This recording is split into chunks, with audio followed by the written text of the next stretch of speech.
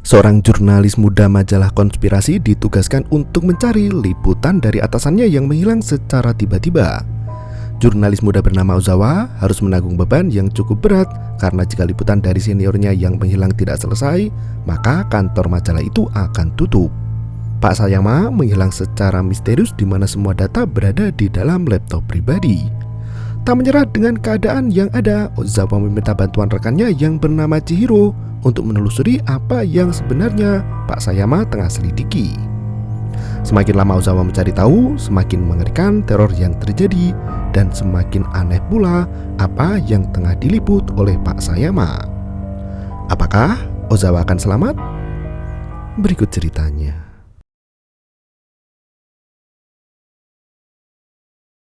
Di Jepang,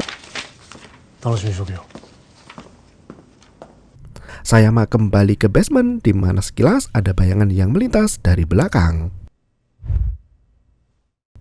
Meskipun Sayama fokus dengan apa yang ada di depannya, ia tetap merasakan pergerakan itu.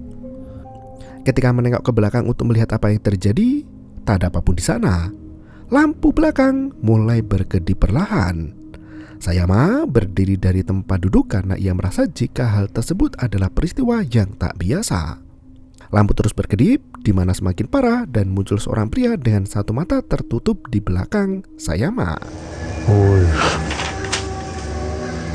Sosok itu menyerang mata kiri Sayama hingga rusak dan mengeluarkan darah. Cecaran darah dari mata Sayama jatuh membasahi kertas kesimpulan yang selama ini ia buat. Dan film pun dimulai. Beberapa hari setelahnya, Chihiro datang ke kantor majalah sesuai dengan permintaan dari Ozawa. Junior dari Sayama meminta bantuan pada Chihiro untuk menyelesaikan sebuah pekerjaan besar. Ia tak bisa mengatakan itu di telepon dan harus diberitahukan secara langsung. Chihiro sangat penasaran dengan pekerjaan itu. Ozawa pun mengajak untuk pergi ke basement dan ia akan menjelaskan semuanya di sana. Hai, yoroshiku. Sebelum masuk ke dalam lift, Ozawa memberitahukan sebuah berita buruk di mana Sayama dikabarkan menghilang. Bahkan minggu lalu, istri dari Sayama juga ikut menghilang tanpa jejak. Semua liputan yang Sayama kerjakan selama itu dibawanya dan belum terselesaikan. Chihiro mengerti jika ia diminta untuk membantu mengurus liputan dari Sayama. Ozawa diperintahkan oleh atasannya untuk menemukan Sayama kembali dan mengambil data liputannya. Atau alternatif lain, yaitu meneruskan liputan yang Sayama kerjakan dengan menggunakan referensi yang sudah ada.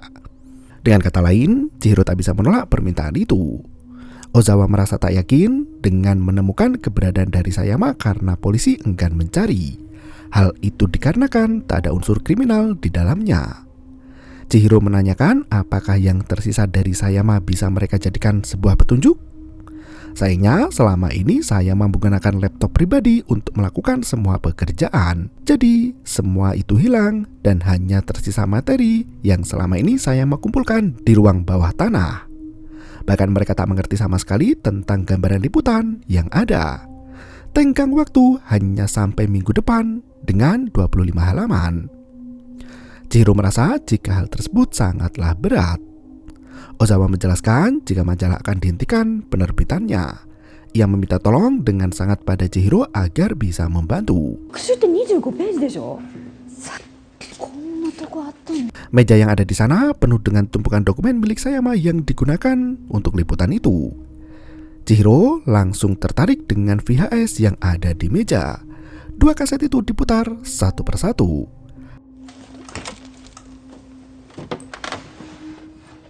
Kaset pertama merupakan sebuah video di tahun 1985, berisi tentang seorang anak yang hilang bernama Keiko. Keiko merupakan seorang anak berusia 7 tahun yang telah menghilang selama setahun.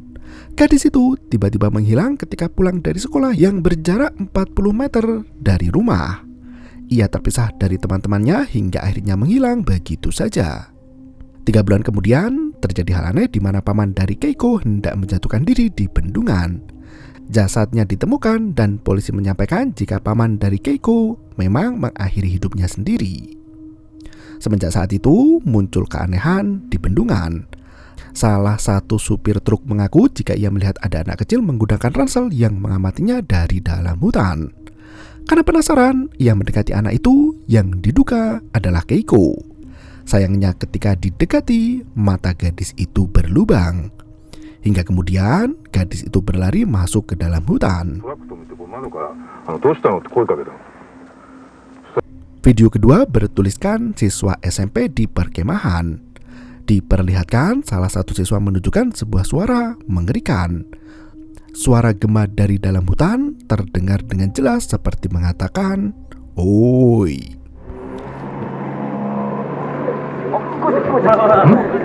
Beberapa siswa mulai ketakutan dan menganggap jika suara itu berasal dari orang aneh. Suara itu semakin mendekat dan menyerukan ajakan untuk pergi ke gunung dan menawarkan kesemek. Tiba-tiba salah satu siswa bernama Rika tak sadarkan diri.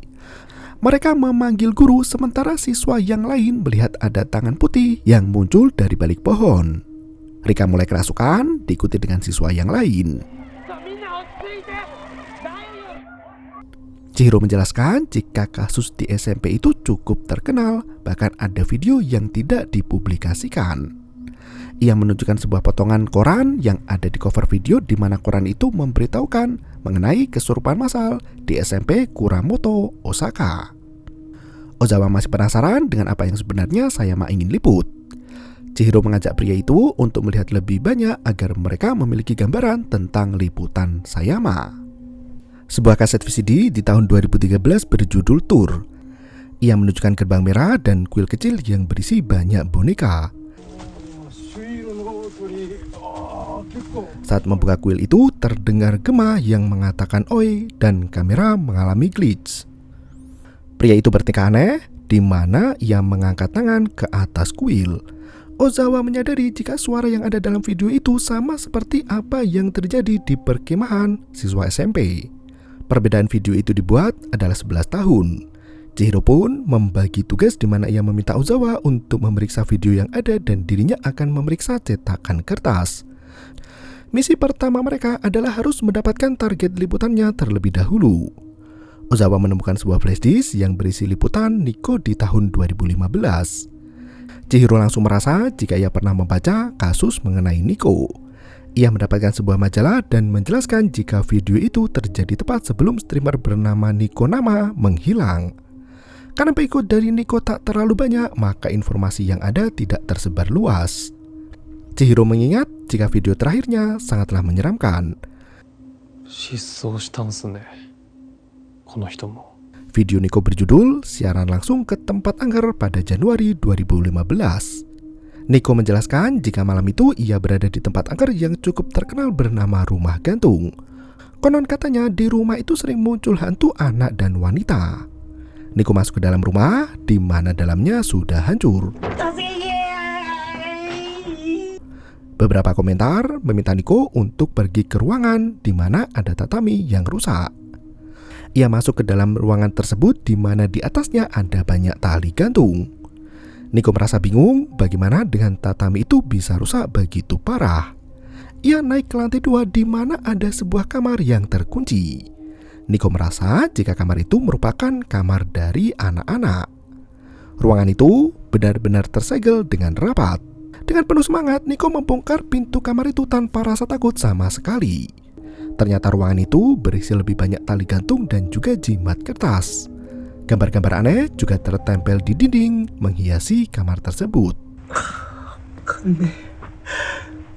Sebuah noda darah kering ada di pojokan kamar. Di atasnya terdapat sebuah gantungan yang terbuat dari kawat berduri.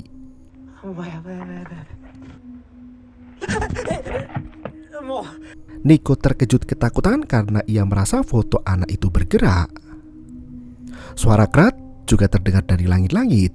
Nico menangis ketakutan dan memilih untuk keluar saja. Ia sama sekali tidak menyadari jika ada sosok tubuh bergoyang di belakangnya. Chihiro memberitahukan jika itu merupakan rekaman terakhir dari Nico. Esokan harinya, Nico memposting di Twitter mengatakan jika ia baik-baik saja.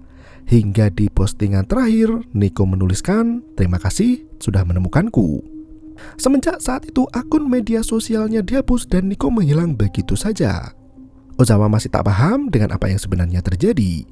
Ia kembali mencari video di dalam flash disk. Kali ini, video itu berisi mengenai wawancara dengan Meguro Yuji tahun 2019. Meguro menjelaskan jika ia adalah seorang mahasiswa yang menyukai cerita seram dan film horor. Ia juga sering mengadakan pertemuan dengan beberapa teman di kampus dan memperlihatkan video mengerikan masing-masing. Kala itu dirinya membawa sebuah video dari Nico dengan judul "Video ini membuat mati siapapun yang menonton." Sato yang melihat video itu mengatakan jika ia mendengar suara wanita yang berteriak "ah" dan kemudian ketakutan. Meguro pun menunjukkan pemuda yang bernama Sato. Semenjak melihat video mengerikan itu di kampus, Sato tak pernah terlihat tertawa sama sekali. Bahkan siapapun yang mengajaknya bicara diabaikan dan tak lama kemudian menghilang. Meguro menunjukkan kos milik Sato di mana kamar itu banyak sekali surat yang tak dibaca. Sayama melihat sebuah simbol yang berada di dekat pintu. Terlihat sebuah video random di mana video itu yang dibawa Meguro yang bisa menyebabkan mati orang yang melihatnya. Chihiro menyadari jika gambar dekat pintu itu sama dengan yang ada di dalam rumah gantung. Ozawa kebingungan dengan huruf yang berada di sudut gambar itu. Apakah merupakan angka atau hanya huruf? Menurut Chihiro, itu seperti Ryo. Ia juga baru menyadari telah melihat video yang bisa membuat mereka berdua mati. Ozawa tak terlalu percaya dengan hal itu karena Meguro masih hidup hingga saat ini. Chihiro mendapatkan jika Sayama menghilang setelah menonton video itu. Ozawa pun akan mengumpulkan beberapa informasi di media sosial mengenai Sayama. Chihiro kembali membuat video permintaan bantuan di mana temannya menghilang dan kali ini bernama Sayama. Pagi hari berikutnya, Ozawa mencetak beberapa berkas yang ia temukan. Salah satu rekan kerja menghampiri dan meminta Ozawa untuk tidak terlalu memaksakan diri seperti Sayama. Ozawa hanya tertawa dan tak mempedulikan perhatian itu. Ia kembali ke dalam basement dan mengamati video kematian. Saat diperhatikan dengan seksama, tiba-tiba kedatangan Chihiro mengejutkan Ozawa. Mereka kembali mengumpulkan informasi lanjutan. Ozawa menunjuk sebuah situs yang membahas mengenai gambar-gambar aneh yang ditempel di lingkungan sekitar. Semua gambar sama dan hanya ada yang berubah, yaitu huruf di sudut dari Ryo menjadi Ona. Chihiro mengaku jika ia sering melihat stiker itu, namun biasanya hanya promosi musisi atau karya seni. Namun kali ini ia merasa berbeda karena tempelan itu seperti tulisan tangan. Hal itu mirip dengan Jimatsu no Daisy untuk menolak bala. Ozawa mengurutkan kemunculan stiker itu berdasarkan waktu dan memetakannya. Ia berhasil menemukan sumber awal kemunculan dan mirip seperti apa yang ada di dalam rumah gantung. Dalam video Nico disebutkan jika rumah itu berada di daerah Kinki.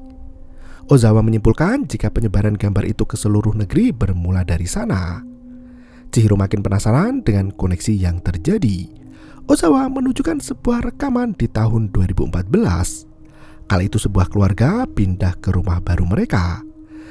Unit yang akan mereka tempati berada di gedung 5. Anak dari pria itu tiba-tiba asik berada di bawah pohon sendiri, seolah ingin meraih sesuatu di atasnya. Sesampainya di unit yang ditinggali, sang ibu asik memandangi gunung yang ada di depan jendela. Anak itu menggambar hal aneh di mana ada sosok putih yang berada di atas patung dewa. Anak itu menjelaskan pada sang ayah jika hal tersebut adalah yang paling berkuasa. Video itu diakhiri di mana ada perempuan yang turun dengan jalan pintas namun berakhir kehilangan nyawa. Chihiro terkejut dengan video itu, namun yang ingin Ozawa sampaikan adalah mengenai gedung itu. Gedung dengan angka 5 sama seperti yang ada di video kutukan. Chihiro mengatakan jika dalam Kristen angka 5 berarti nafas Tuhan, sementara dalam numerologi Kabbalah angka 5 mewakili perubahan dan energi. Ozawa juga menemukan video lain di acara sebuah televisi 15 tahun lalu mengenai tempat itu. Kameramen mendatangi anak-anak yang bermain asik di depan rusun. Pihak televisi mengira jika mereka tengah melakukan kejar-kejaran, namun anak-anak menjelaskan jika mereka bermain Mashira sama.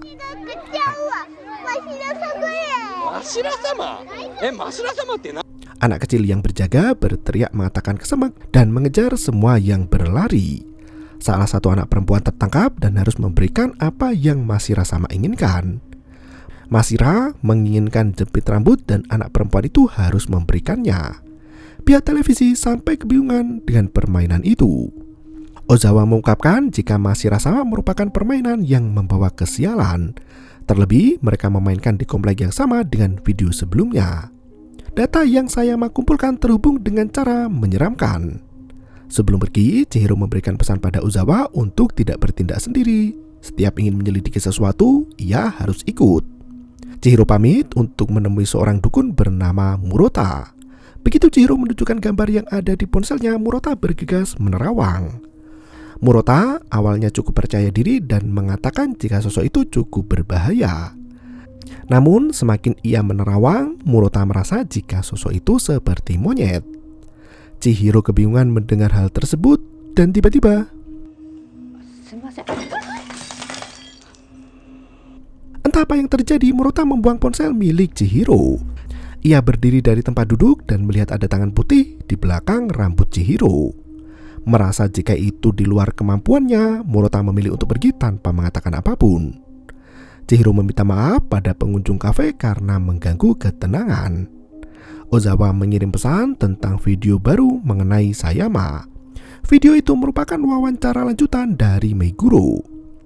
Meguro menjelaskan jika ia melihat ada penampakan di luar rumahnya di mana ada sosok anak kecil sekitar kelas 5 SD dengan kepala yang menengadah ke atas.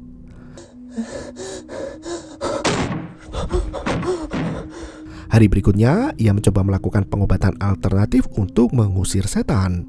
Kepala biksu yang melakukan ritual pengusiran energi negatif tak mampu berbuat banyak hingga muntah-muntah. Ia hanya bisa menyarankan Meguro untuk memelihara hewan dan terus dilakukan tanpa jeda. Harus ada segera pengganti jika ada hewan yang mati.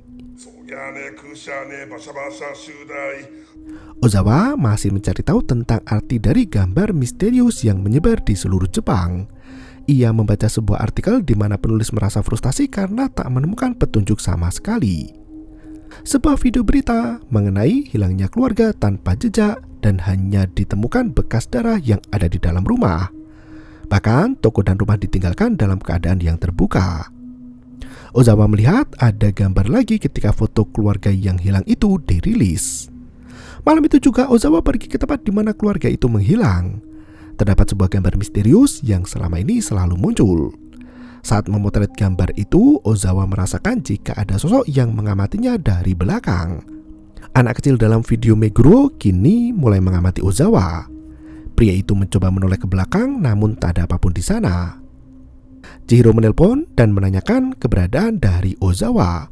Pria itu mengaku jika ia tengah mencek sesuatu dan beralasan sudah kembali ke rumah. Hari berikutnya, Ozawa kembali memutar video di mana kali ini sebuah stasiun televisi memanggil anak SMA yang ada di jalan dan menanyakan tren terbaru. Salah satu gadis memberitahukan jika ada pesan berantai seperti kesialan. Dalam pesan itu tertulis jika tidak dikirimkan pada 3 orang atau lebih, maka akan mati. Mereka sama sekali tak percaya. Ternyata pesan berantai yang harus dikirim merupakan sebuah gambar manusia dan berada di bawah gerbang tori. Huruf Ona ada di setiap sudut dan tulisan kecil yang mengajak untuk pergi ke gunung. Ozawa menyadari jika kalimat terakhir itu sama seperti yang terjadi pada siswa SMP di perkemahan, yaitu ajakan untuk pergi ke gunung. Sebuah kertas berisi berita mengenai bundir massal dan didalangi oleh siswa SMA. Chihiro kini merasa jika liputan yang akan mereka lakukan terlalu berbahaya karena banyak orang mati dan meninggal. Jika ingin mundur, inilah saatnya. Terlebih seperti Sayama yang menghilang karena mengangkat liputan itu.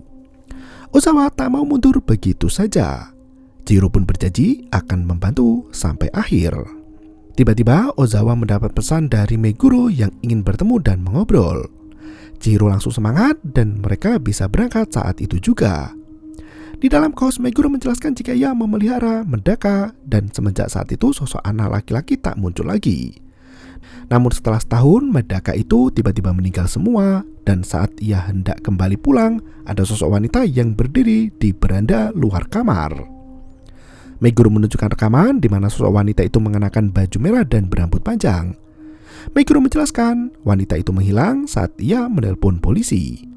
Ia pun akhirnya tinggal di kos temannya dan mulai memelihara hamster. Hamster itu juga mati setelah setahun dan kini ia menggantinya dengan kucing. Setiap ada yang mati, maka ia akan langsung menambal kekurangannya. Pendeta yang membantunya membersihkan energi negatif juga meninggal karena terjun. Selain itu, Sayama juga tak memelihara hewan peliharaan. Ozawa memberitahukan jika Sayama menghilang, namun Meguro merasa jika pria itu hanya kabur. Sayama terlihat licik dan mungkin ia sedang menikmati ketenangan di suatu tempat. Sekembalinya ke kantor, Ozawa memutuskan untuk memelihara ikan guna jaga-jaga. Di kantor sendiri, video penyelidikan dari Sayama hanya tinggal 1 buah. Dalam video itu mengisahkan tentang cerita horor Kinki, Masaru Sama.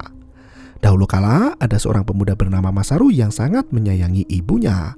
Hingga suatu hari, sang ibu meninggal karena suatu penyakit. Masaru terus menangis hingga ketiduran di kuburan. Suatu saat muncul cahaya di atas gunung.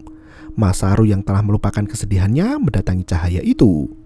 Muncul sosok kakek-kakek dengan pakaian compang-camping yang berdiri di atas batu.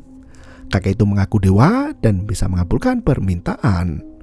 Masaru langsung meminta agar ia bisa dimanja oleh ibunya lagi. Kakek menerangkan jika ibu dari Masaru telah mati. Namun, Masaru bisa mencari istri untuk menggantikan ibunya.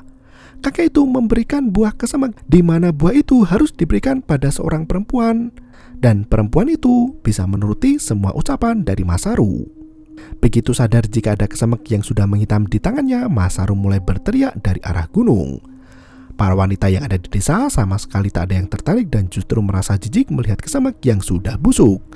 Terlebih saat itu belum musim buah kesemek.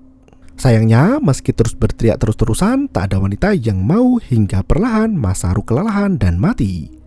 Semenjak kematian dari Masaru, setiap orang yang melintasi gunung akan mendengar suara itu disertai kesemek yang menggelinding. Para gadis dari desa mulai ketakutan dengan teror yang terjadi, hingga pada akhirnya para warga mendirikan kuil untuk menenangkannya. Mereka menamai batu di puncak itu sebagai Masaru Sama. Ozawa menyadari sesuatu dalam dongeng Masaru Sama, di mana kesemek juga terdengar di perkemahan SMP dan juga beberapa video terdengar seruan oi. Ozawa mulai menyimpulkan dari mana asal-usul itu dan gunung Masaru berada. Chihiro merasa jika mereka hanya tinggal membuat hipotesis yang menghubungkan semua itu, sehingga halaman liputan bisa terisi. Ozawa merasakan jika memang ada sesuatu di daerah Kinki. Karena hari sudah malam, Chihiro pamit dan akan melanjutkan esok hari. Malam itu, Ozawa masih sibuk bekerja. Ia tak sengaja menjatuhkan pulpen ketika menelpon seseorang. Saat mengambil pulpen yang terjatuh, Ozawa menemukan catatan milik Sayama yang terkena darah. Peta itu seperti apa yang tergambar di papan saat ia membuat bersama dengan Chihiro. Di lantai atas, salah satu karyawan yang belum pulang berniat untuk mengecek keadaan dari Ozawa. Anehnya kala itu ketika masuk ke dalam basement, ruangan berantakan di mana Ozawa duduk mengatakan, "Terima kasih telah menemukanku."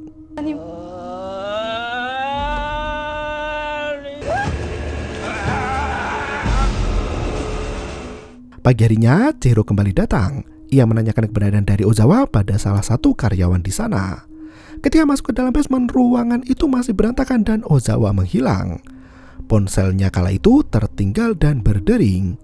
Seorang di telepon mengatakan jika Ozawa menelpon tengah malam dan mengatakan terima kasih telah menemukanku. Mendengar kata tersebut, Chihiro mengecek laptop dan menemukan sebuah foto keluarga yang menghilang. Ia mendatangi tempat keluarga itu menghilang dan terlihat Ozawa berjalan sempoyongan. Chihiro melihat ada sosok wanita berbaju merah di samping Ozawa. Tanpa basa-basi, Chihiro langsung memukul Ozawa untuk segera menyadarkannya.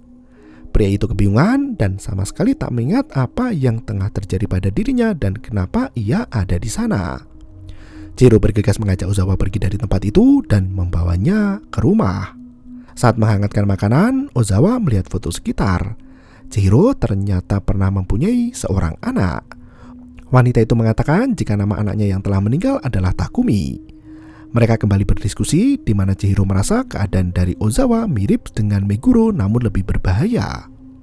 Ozawa menunjukkan kertas catatan milik Sayama di mana isinya sama seperti yang mereka tulis di papan. Ozawa memberitahukan jika ia mendapat alamat persembunyian Sayama dan berharap bisa menemukannya. Chihiro pun setuju untuk pergi ke tempat Sayama. Mereka melakukan perjalanan menuju ke kaki Gunung Fuji. Ozawa masih heran kenapa Sayama memilih tempat itu. Chihiro menganggap jika Sayama ingin memanfaatkan kekuatan gunung suci terbesar di Jepang. Saat berada dalam situasi yang ekstrim, orang akan berpegang pada apapun. Di dalam kantor, pegawai yang membersihkan basement mendapati ikan peliharaan dari Ozawa telah mati.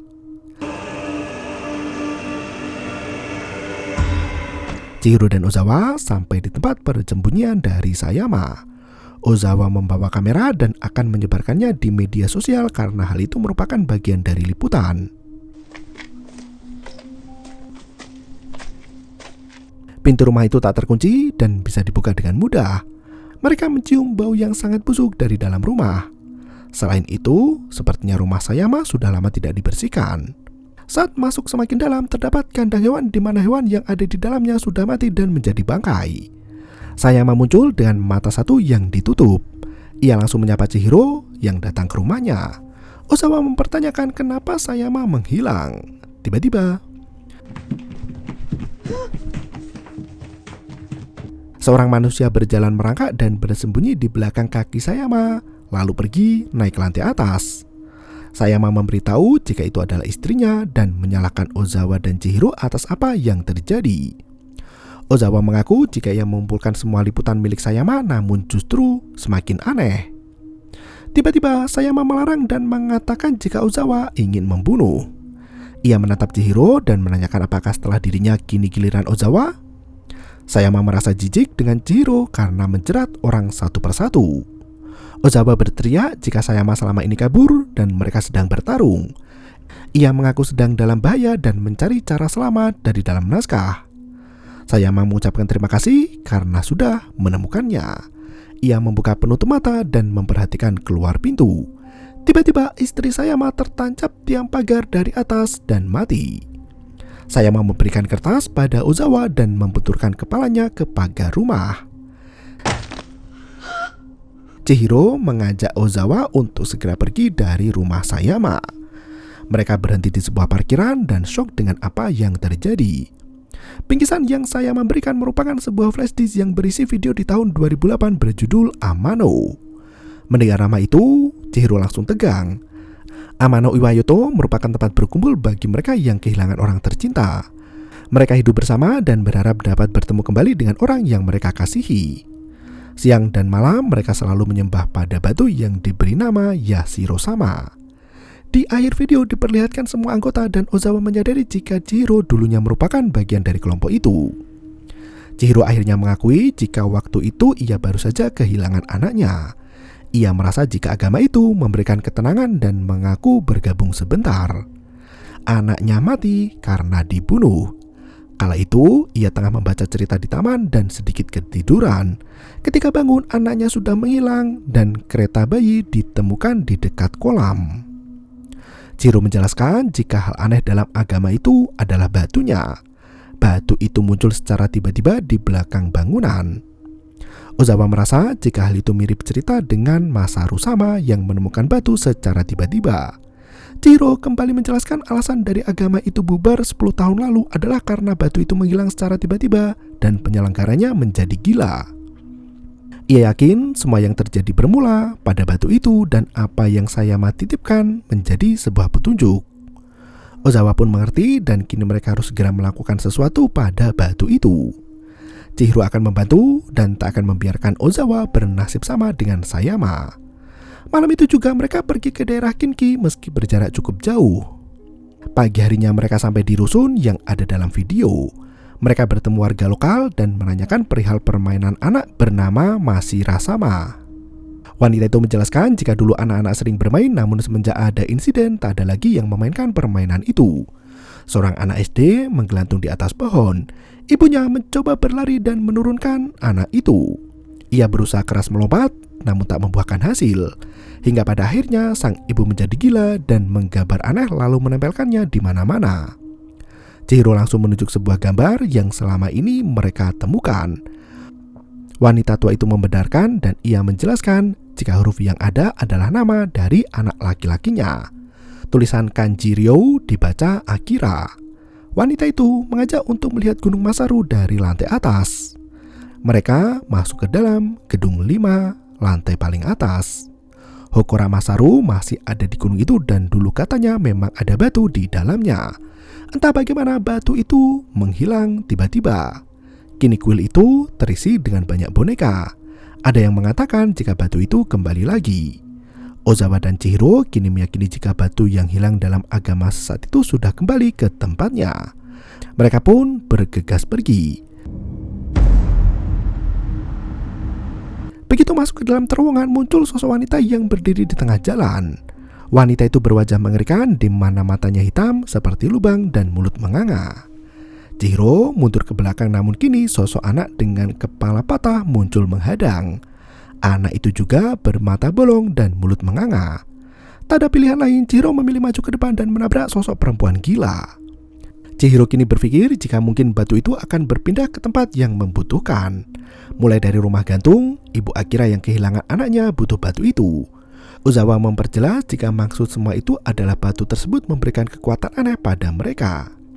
Ozawa tak peduli dan kini yang terpenting adalah menghancurkan batu itu dan menyelesaikan artikel sehingga ia bisa menjadi pimpinan redaksi. Begitu mereka sampai di gerbang dan membuka kuil, tak ada batu di sana dan hanya boneka. Chihiro yang kesal menghancurkan kuil yang ada di depannya.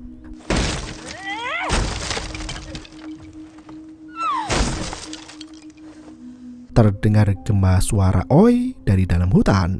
Mereka bergegas lari dan menemukan sebuah kubangan air di mana ada pohon di tengah kubangan itu.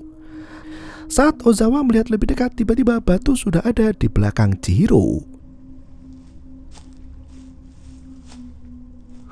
Wanita itu mengucapkan terima kasih karena telah menemukannya.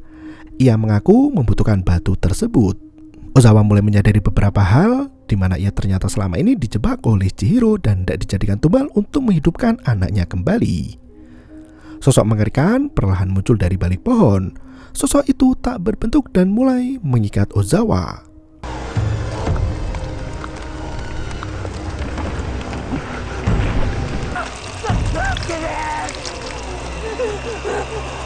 Pria itu masuk kembali ke dalam batu dan makhluk mengerikan itu berada di atas pohon berteriak oi.